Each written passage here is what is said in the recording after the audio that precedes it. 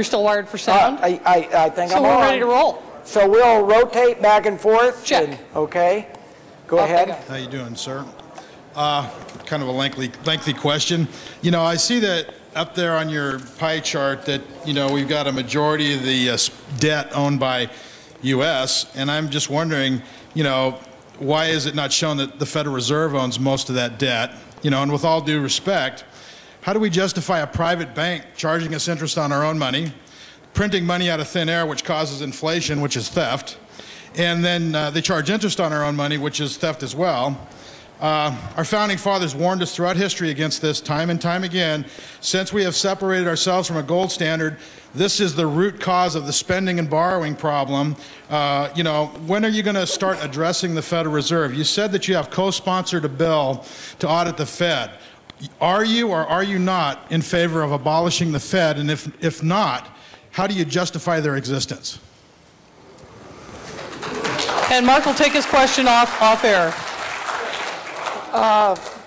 First of all, let me say we're spending way more than we're bringing in. So one of the main, and I'm going to answer the best I can. You had a series of things that you threw out there, but I think it's incredibly important that we understand. I think the biggest challenge we had is, as Admiral Mullen said, is to get our debt under control. Some think we need to raise our taxes. We see that revenues really don't come in when we do that on the whole. We need to get a hold of our deficit spending. Having said that, I think we should audit the Federal Reserve. Now, the way it was prior to the Federal Reserve, Washington controlled the money.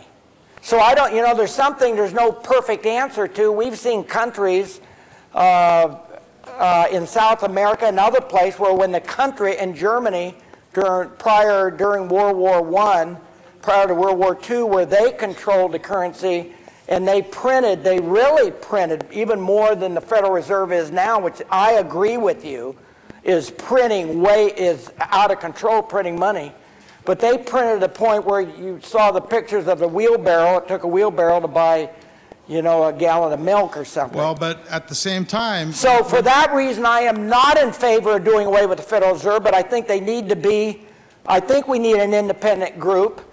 But I think they need to be audited. Well, how do you justify them charging interest on printing money? They're printing it out of thin air. We owe this huge debt to a bunch of private bankers. It's a private bank. They have stockholders. You can go to the Federal Reserve Bank in New York, and it says right there they got stockholders.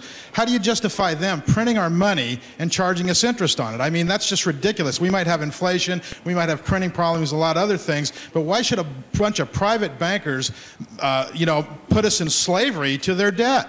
That's what I'm asking, and that's what I want to get addressed. Okay, that's a problem. My biggest priority right now is to stop spending.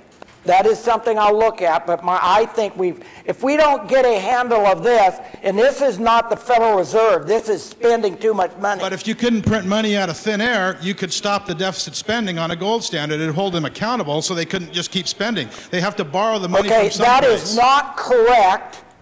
If we did everything you're saying, it would not stop our politicians from spending. Let me just say, we're talking about two separate issues. I'm not necessarily arguing with you on what you're saying. I'm just saying the other issue is that we can't spend so much, and I don't think we should confuse them. There is some togetherness on them, but mainly we've got to stop spending. Well, that's all I'm saying. So you and I could go all night here going back and forth. If there's no place to borrow, because China's no longer going to be buying our dollars, and Japan and the rest of the world, there's only one place to go right now, is the Fed. So it is directly linked to the spending, because if you stopped being able to borrow from the Fed, that would stop the spending. Okay, 47%, as we've showed up here, of our borrowing is coming from other countries.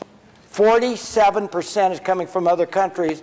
The vast majority of that is from China. That's a fact. Let's go over here. Yes.